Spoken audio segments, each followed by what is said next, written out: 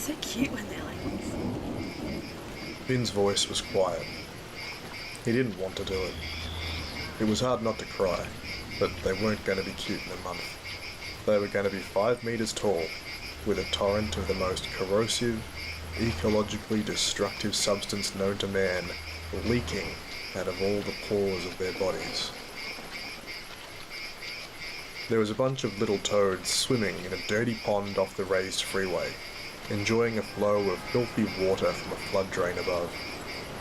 There was a cyclone warning in effect, but work needed me badly. Finn started to skip in the pond with the creatures, forcing the tadpoles to try to dig into the soft mud. I grabbed the plastic bucket I'd brought with me, a small shovel, and some Greeno. Get out of there! Finn looked at me, disappointed, his golden curls falling over his round brown face. He did get out, credit to him. Why do we pour Greeno on them, Dad? We just have to. I've explained this before. Once there were little toads, who were still big meanies, who did a lot of bad stuff to the environment and the other animals. Then, after a big accident, they got really big and a lot worse. We can't really have them here or anywhere, ideally. After a second, the green powder turned from a light verdant colour to a sulphurous yellow as it made the toads turn on each other and eat each other's eggs, pigmenting the puddle a muddy brown with their toxins and limbs as they tore each other apart. After a second, the solution detoxified the area, turning it to an algae green. The stench made me hack up a heavy wad of phlegm streaked with red. Inside, now. I like the rain. Finn stood still, arms outstretched, scrunching his face and drinking in the storm. The thunder was picking up now. I dragged him inside, told him I loved him, and then set off to work. His mum was just pulling in when I left, and for all the stress of a cyclone, I'm blessed that avoiding eye contact was easy.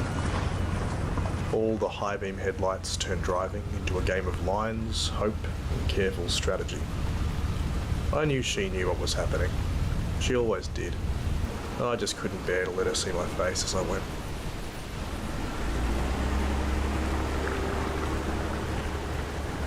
The office was leaking water from the roof, the floors. The whole place felt like it was about to drown. We can't afford 2 more days? Yeah, we can't afford that many hours, let alone the effing time, that's for sure. He was right. Lockie had been at me for a week about the Airlie incident. I'd taken 1 week of leave, once in 4 years. The whole fucking thing goes up shit creek without a paddle or a boat. I'm sorry that you've got that shoulder in your lung thing, eh? No one else is certified bloody to do it. Who isn't halfway across the world? With those campers going missing in the mud up there, the department really wants it done quickly and properly, and they bloody want the best, doing it absolutely right. They're paying extra, mate. Just take the tank for God's sake. Am I going alone? You'll have the kombucha crooks when you get there as well. You've also got Diane from the coroner's office down the hall coming up with you, and a couple of other departments finest in Outpost A. The word coroner struck like it had been waiting at the front door all week just for me. Diane and I had known each other for a while, and each time we've worked together, she'd just gotten sadder and sadder about the state of things. She's nice. She's quiet, but it'll help the road trip. I reckon it's a bit less than 12 hours away.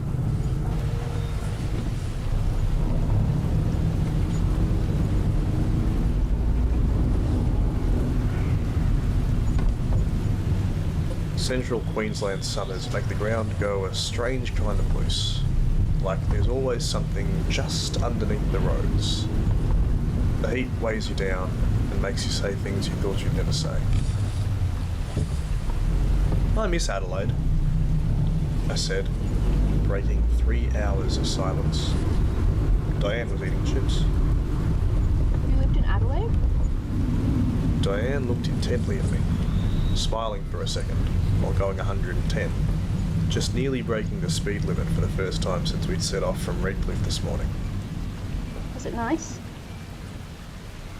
It was hard. Boring. They are probably the best years of my life.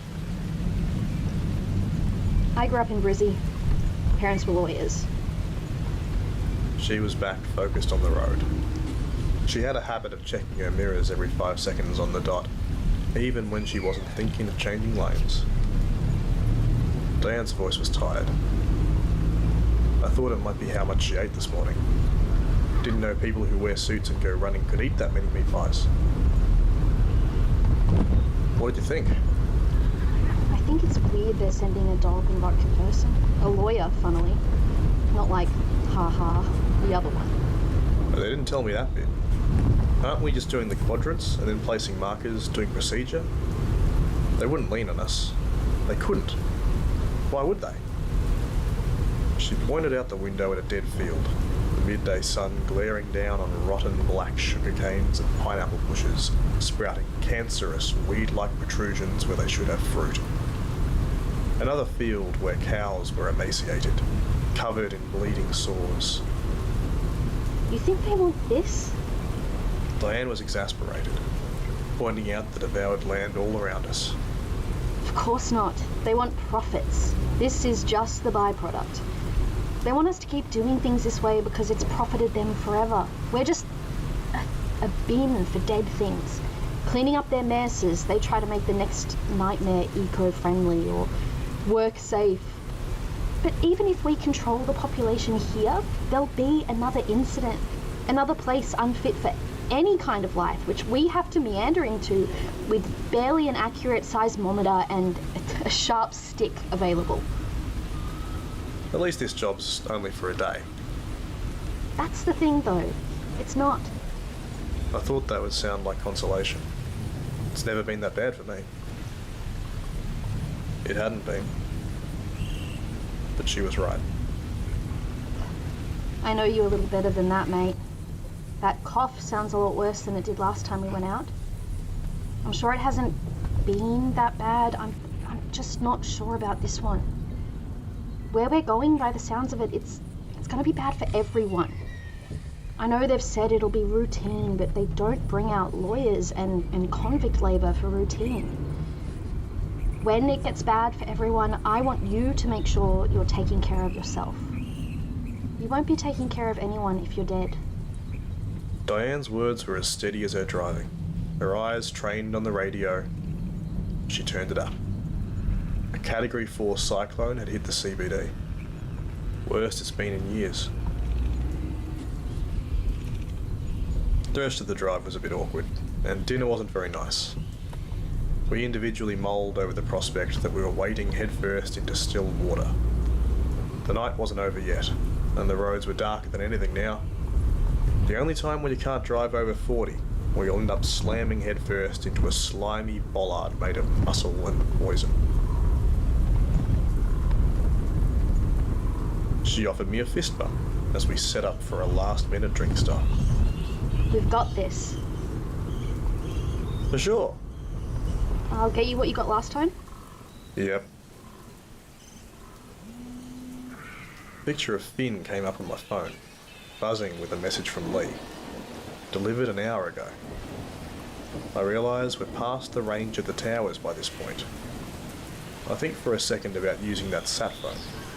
For some fucking reason, I think about the flag you'd have put up on my profile. The talk I'd have to have about work devices used for personal conversations. I look at the text boxes, and I feel tears welling up. I turn away a second, catch a glimpse of the servo, boarded up and rusted, everything coated in a fine layer of soot.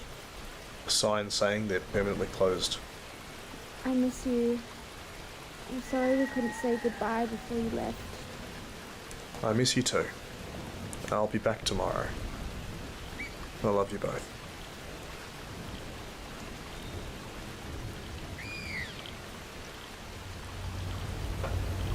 The air was coarse with ash, whipped up in the harsh wind by obsidian dust devils.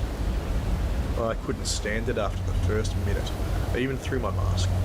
And then my coughing got hot, burning in my chest. Back in the car, windows down, we drove across slushy mud and silt to get to the Airlie outreach. It took 5 minutes from the servo to get to the exclusion zone perimeter. On a huge yellow sign with skulls and crossbones plastered on the fence at the entrance. Warning, Bufo Maximus contamination area. Trespass under threat of injury, sickness, and death.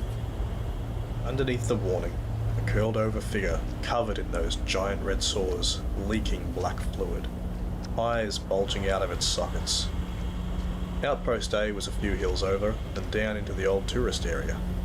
A long while ago, the water was clear, coral was bright and alive. There were so many fish that would swim past your legs, the little shiny ones that all go by and glow like it's the roof of a Queenslander in the hot sun. Now, with the water drained and dammed off, nothing's left but the stink of the toads.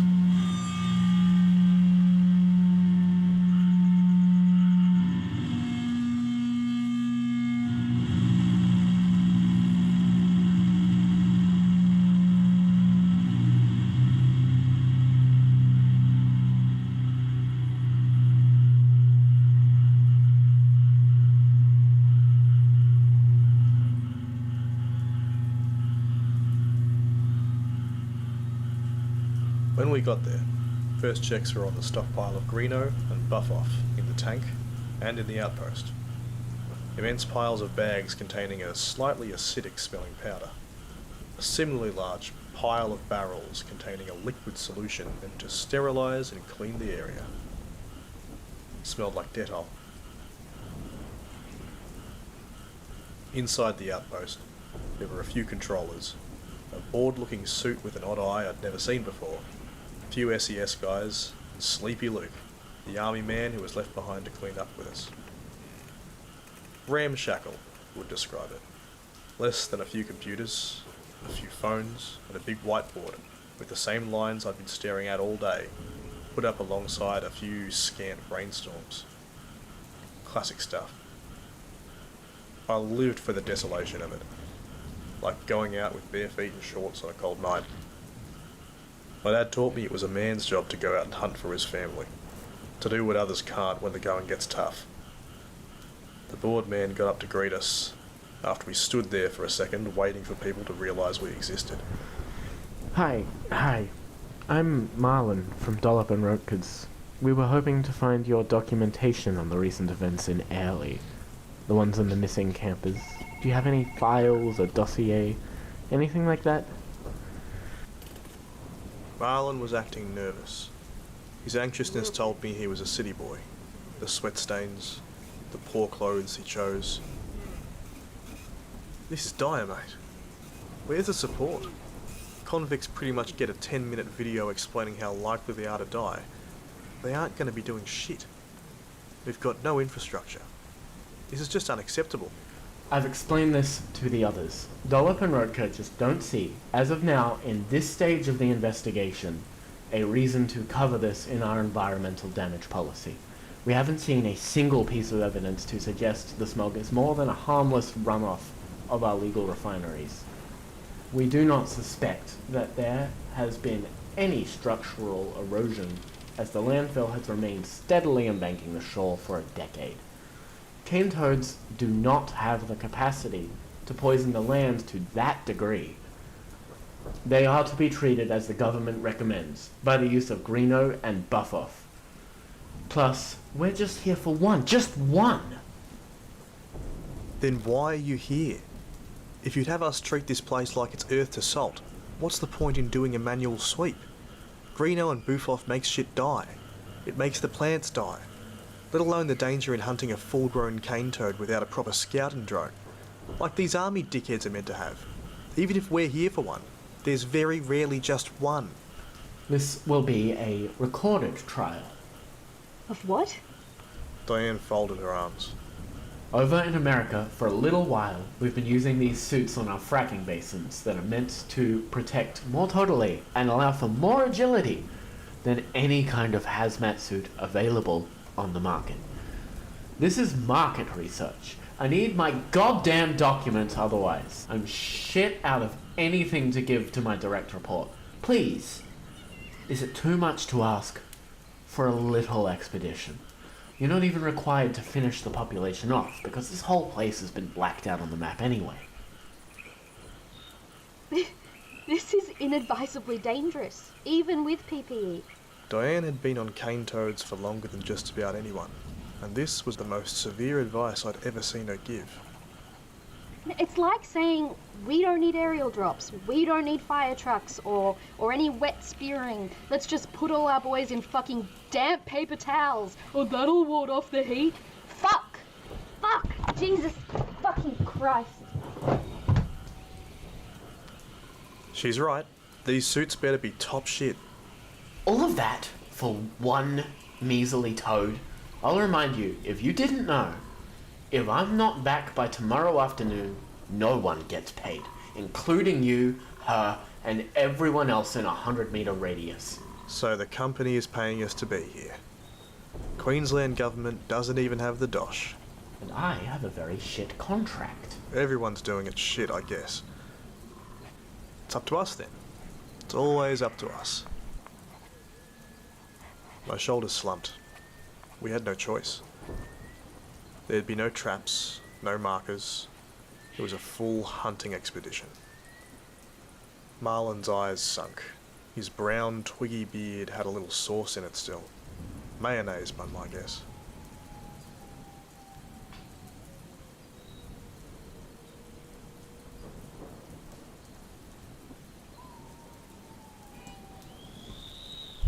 The early morning darkness was oppressive. Stars barely breaking through dirty, pitch-black clouds. Lightning turned the coast purple far away, past the mountains. In the distance, a low, wide croaking that vibrated the ground. Subtle at first, glass and tin rattling occasionally, the odd shiver in the wood. Then you realise the uneasy feeling doesn't go away, and the earth beneath you becomes unsure. The sound is perpetual, and the rumbles, like nausea, just stay there, under your feet. We hadn't left Outpost A by 2 AM like we were meant to. I'm leaving. Diane was sat in the driver's seat of the tank again. Everyone was staring at her, including about 40 or so penal conscript toad hunters, all garbed in this silicon tubing with opaque glass visors on the front, holding and leaning on bomb-tipped spears in varying poses of comfort and bewilderment. Roads are fucked right now, mate. It's peak hour. I tried humour first. Sue me. Diane adjusted her glasses and put her silver hair back on her shoulder. She told me on the drive up that her roots had just shown back up. She was mad about it. I'm not gonna die for some fucking corporate guinea piggery. Are you insane? It's fucked. I know. Can you roll the window down? What? Oh. It's fucked. But shit's tight for me and Lee right now. She hates this job for me. She's worried sick every bloody night about me, and she knows you're the only person in the office that I can even tolerate. I don't want to disappoint her by not being able to have an open casket, and you're so good at the instructions. I don't want one of these dumb cunts blowing my head off on accident when he pretends he's got a lightsaber. Darren, we shouldn't be doing this, ever. If they do it again after tonight, I'm suing this fucking place. Fatality rate is about 1 in 6. Rates of cancer and silicosis after more than a full day out here are skyrocketing. The tools we're using are medieval. There's fuck all equipment that'll work out here because of the humidity. Companies can't even be bothered to automate the process to get people out of the equation. This isn't 20 years ago. We don't have the money for wide-scale cleanup of disasters in our budget anymore. So people are going to keep dying from this. If that wasn't bad enough, we might not even be helping. Not forgetting these conscripts helping us probably don't even have life insurance. What do you mean we might not even be helping? The idea is just silly. Every one toad could spawn thousands. One hunt could decimate a generation. It's simple risk and reward. Darren, please. We see more of this every year up here. This process, the way we're doing this, doesn't help, and it's clear they're making more of whatever causes the bufos because they're trying to clean it up. Diane, it's not a conspiracy. It's just weird chemicals doing weird shit. At least the company's trying something. Would you rather they weren't trying to help? Isn't potentially saving lives worth it, even if it kills the beach? We don't need the beach. Yeah, they are killing the beach. I wonder if your son will ever know what clear blue water is like. It hurt to hear her say it. When she saw my face, she climbed down and gave me a hug. I'm sorry. I'm sorry too, mate. Let's just do this one. One single toad. She held up her index finger. I smiled, and it gave her the resolve to put on her serious face and trudge on over in her big rain boots to the front of the conscripts. Marlon locked eyes with me, and he faltered, smiling deferentially with that corpo grin of his. Diane was shorter than all of them, wearing a pristine blazer and dress, but speaking like a drill sergeant. First things first, everyone goes home. Tomorrow we'll be having schooners and palmies. We do this slowly and properly. No one gets left behind unless you're on the line too. Right, we've got about 4 hours while they're asleep and cold to go in and put one down. She pointed to the stockpile of spear tips. No less than 3 of these tranquilizers are required for an average adult Bufo Maximus to be paralyzed. The injectors have an activator that extends their range. Compensate and leverage always. Aim for the eyes and mouth, then under the neck plate is soft tissue. Anywhere else is too tough to pierce from afar. Right, next is the buff-off bomb. Once the target is asleep and on its back, go up to the toad and with your whole body's momentum... She motioned spearing, using the entirety of her body, striking with her legs, back and shoulders. One of the conscripts flinched as she went towards the crowd, despite her not holding anything. All decisions go through me and Darren first. I'll be on the outpost on the radio to you boys. Make us proud.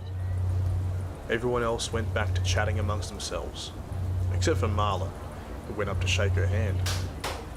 That was a wonderful speech. Great physicality. Fuck off. I followed after her. Marlon was waiting at the door, stamping his foot on the dusty floorboards until I came up. He poked me, and with a bit of phlegm in his mouth, he said, I have to go out with you guys. completely against protocol. I almost laughed. They want a recording of a demonstration using the suits. Look, mate, all of these boys are rookies and crims. They're going to take at least an hour to do even one bufo. Should be done quick as piss if I come out and do it with you, though. Oh, that's encouraging. Marlon seemed to relax at that. His suit pants were stained with dried mud, and his shirt was too, almost concealing how sweaty his pits were in the boiling humidity. The room was sweltering, and outside was worse, everything coated in a thick brown muck, the wet wind picking up the earth and coating us all in it. That grumbling in the distance, louder, the rain pelting even harder in tandem.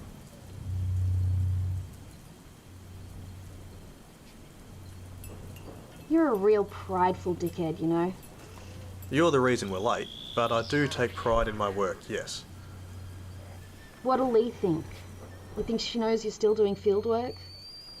Well, if I'm good enough at it, she won't have to know. I wouldn't like my partner lying to me, Darren. Good thing you're not my partner. Christmas is so close, Diane. The bonus is just to make sure we can leave before the 20th. Easy as piss. Mate. She gave me a real hard look. She finished making her tea and went to the control room.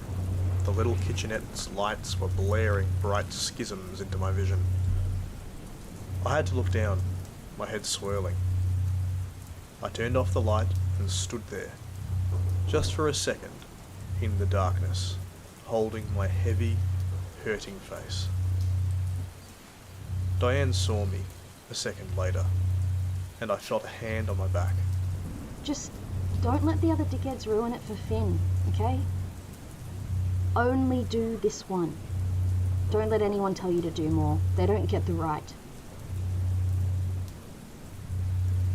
I'd seen photos of my grandfather with a spear, his long arms hucking the thing into the valley, that dry place we'd grown up in. That's about all I took to Adelaide, an image of a man wearing animal skin, throwing his great Tacoma spear. It was good for a while. Then they needed me up here in the big wet. We were in the hot zone now, where radio flits in and out, where the air can dissolve your lungs if you stay too long. A crook was eyeing me. I thought he might be looking at my watch. Keep your eyes on the mud, champ. He looked back at the trail, his hands trembling, causing his spear tip to rustle some leaves above us. Wasn't doing anything. The con was offended. If I was a criminal, I'd expect to be treated like one. But that's just me. Sleepy Luke held his rifle close to his chest, like he was holding a baby. He yawned while pushing one of the slower convicts to the front of the hunting party with the tip of his gun. This austere might not be rated a high enough caliber for a toad, but it'll sure as fuck be alright for one of you boys to try anything stupid. Gunshots would also ruin our night, because bufos react aggressively to loud noise. Shut up, everyone, please.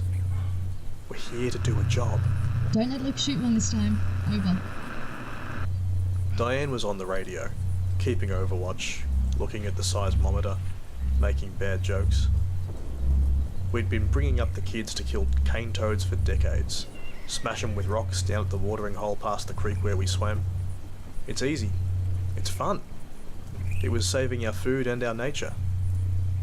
Now, we were coming up on where the seismic readings were strongest. A clearing made by a four-wheel drive that rampaged through. Must have been those missing campers. The wheel tracks stopped where we spotted. There it was. An adult Bufo maximus. The cane toad. A worse pest you could not find anywhere on Earth. Luckily, it was only one.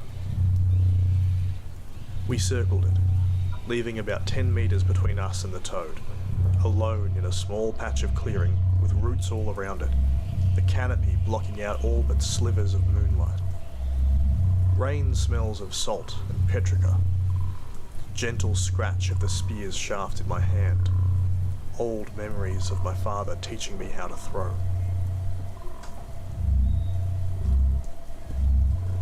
Spotted the toad. Over. This is where Darren shows you all what to do in case we find any more on the way back. Over. The first spear lands right in its eye. The toad hops once, thudding over one of the branches as it falls into discarded leaves and old melted plastic bottles, struggling to get up. Diane, we hit the first tranquilizer. Over. Good. Over. Diane, do you know what this place was before it was abandoned? Over. A plastics disposal site. You should know this. Over. Hopefully that won't matter. Over. Just don't detonate until everyone's out of there. Might cause instability. Over. Hearing that, I stepped forward. I'd need to hit the toad under its back and neck plate in order to get it to roll over, allowing us to pierce its belly. Each of the trank spears was loaded with a cocktail of Greeno, Bufoff, and a sedative strong enough to paralyse the autonomic nervous system, relaxing the creature's muscles. Apart from making it easier to kill, this would make the toxic gas the creature releases poison other toads in the area, weakening, appetizing, making them aggressive towards each other and their young. They called it the Peter Pan effect.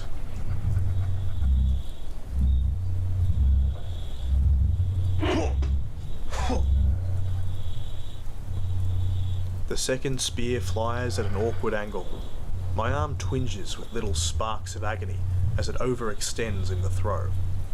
I feel a thrum in my heart. My blood runs dry. I feel thirsty and anxious.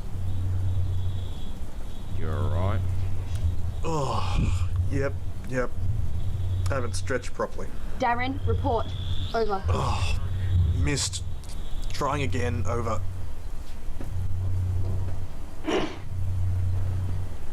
As I throw the third spear, I see that my last has disappeared. In the dark, with only a few flashlights, it's difficult to make out, but I see the tip of the shaft sinking quickly into the mud. Next to it, what looks like the wheel of a trailer poking out. My chest tightens, my insides seizing, my muscles loosening. I fall. We need to leave. Right fucking now. My throat and my chest restrict as I speak. My voice is near silent, practiced to remain calm in an emergency. But this is different.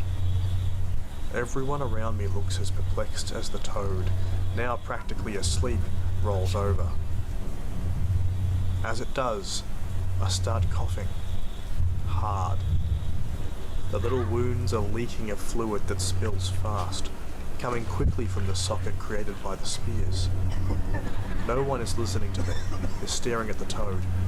It's 5 days off your sentence if you get more than 2 in a hunt. Marlon and Luke come over and inspect me. Marlon, Darren, status report. This fucking rain!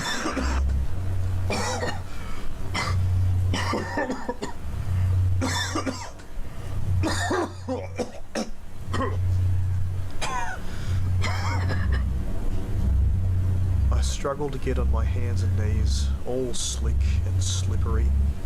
I can't speak. Marlon takes a look at the radio on his waist, waiting for a reply from Diane. I can't read his face in the dark behind his visor. And now we spear her in the belly. Just wait. No! Wait!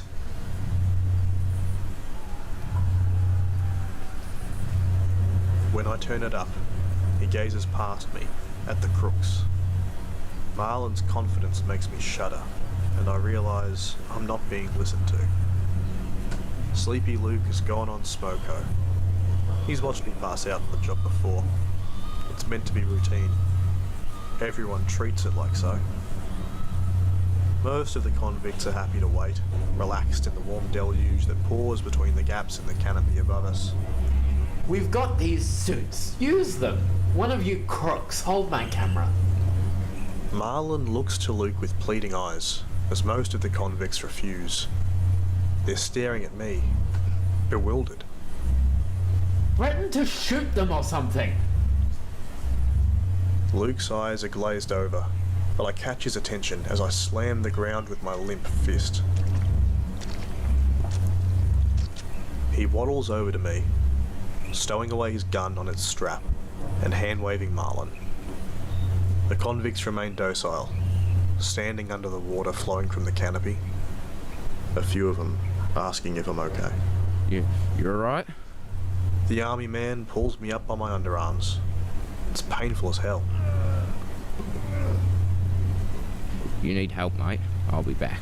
As Luke does his old man sprint, I turn and see Marlon, with his drenched shirt and tie scrunched up at the bottom of the hazmat suit's glass visor, walk up impatiently to one of the shorter members of the penal corps and steal his spear. He seems imposing for a moment, tugging away the weapon with one hand until he awkwardly gives the startled convict the camera with the other. Marlon goes up to the toad. His left foot sinks deeply for a second into the mud patch, just before it, where the second spear had disappeared into. Like this! As he speared the toad's belly, the squelch of the soft flesh like a wheezing balloon, the croaking below became irritated, frantic. Have you got TB or something? If it's silicosis, it's not us. Everyone takes a step back from the toad, cheering and ignoring that Marlon just forgot to do the third tranquilizer.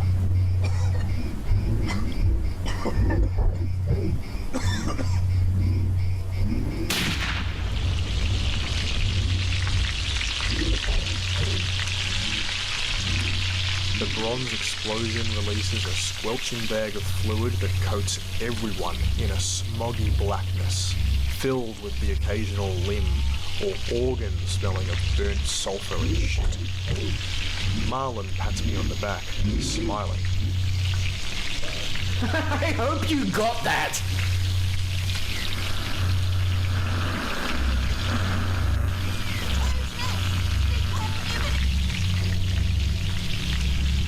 Marlon's smile fades as he slips and falls into a rivet opened in the ground. I follow with him, my still reeling legs not able to get me away from the forest floor, which has now turned to plasticky, slagging quicksand as the entire crew descends, screaming into the more of a hungry, riveting hive of slimy and sweating beasts, groggily throwing themselves onto each of us, ripping apart our suits in their thick, rubbery mouths. The hole is immense. Dirt falls like metal and flesh. A car filled with skin sloughing, destroyed corpses below us, the campers from before. I see one of the toads get Marlon by the leg.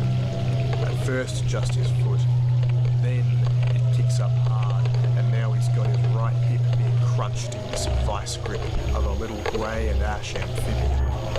He moans and chokes and struggles as it struggles with all of its strength. Its glands are leaking black blood as another joins on Marlon's right arm, ripping it from its socket. Another toad is gripping my upper thigh in its slopping gums, and I slip further into the chasm created by the shockwave. I fumble for my bag on its sling, my body cold and wet though I'm sweating. I can't think, I just go. Do I grab a spear from my bag and get the toad on his leg with it? I don't know if it's explosive. A flash. Marlon's arm blows off. Orange blood. The toads. My face. We tumble down. I feel the legs of man and beast kicking at me. What feels like a boulder of dirt, metal, and a rampaging beast devouring itself and us, fueling the deafening wailing and gurgling as we drown in the brown, dirty plastic, crude oil and mud. I start to feel numb in my body. My eyes are swollen and I'm losing my breath. Marlon is dead and on top of me as we get dragged down, and I just hope my phone has reception. I just hope she knows I wasn't running from them.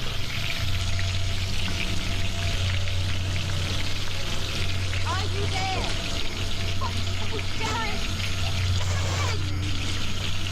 I can't speak. The lining at my throat being crushed by something big on my back. I think it's on one of my lungs. Luckily it's on the bad one. I feel one arm, searing pain in every bit of me. I think, what would I do if I lived?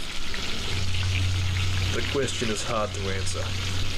Thoughts already sour are now mute. How would I live? I start thrashing, just pushing, like a dying thing that doesn't want to die.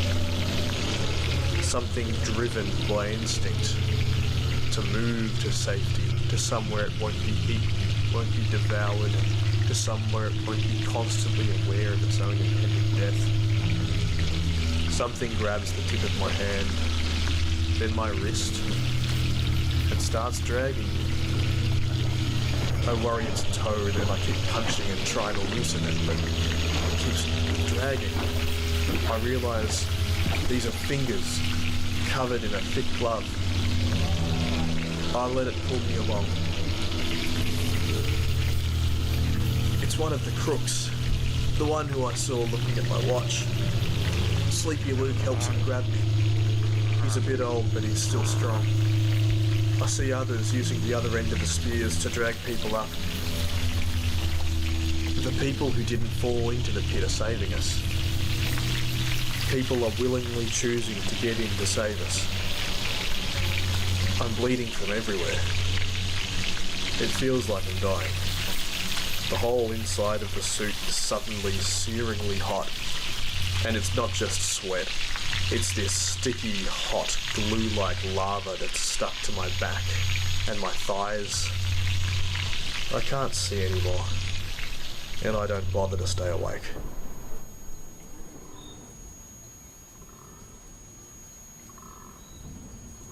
I hear faint shivers of voices. I'm on the inside of a guitar. Pain releases me, but I'm still so hot. For a second, the thought passes that I'm still in the hole. Toads gnawing at my head and hands. Dead and dying things jumping on my back. Two gone. Done.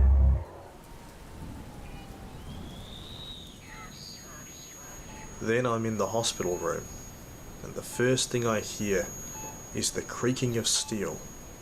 My hospital bed's side rails as my boss leans over me to hear Lee better. What? He's not fucking going back. Well, he might want to be in an admin position. He's not going back. She's right. Fuck off. Lee comes and holds my hand. I realise I've got less of it. A pinky and the tip of a pointer. No thumb. Oh, Darren. I'm so sorry I didn't say goodbye. I didn't want you guys to worry. It was the last one. I didn't want it to be that bad. It was that bad. It's all been bad. It's alright. She puts her head on my chest, and I see Finn in the corner, staring at me as he plays with the strings of his jacket. The hospital's beeping is loud, too loud. I realise there's a harsh ringing in my ear. We should go somewhere quiet. Yeah? Somewhere dry. Lee looks up at me, nodding with tears in her eyes. Doesn't have to be Adelaide. She laughs, snorting hard and covering her mouth like she didn't expect to laugh today.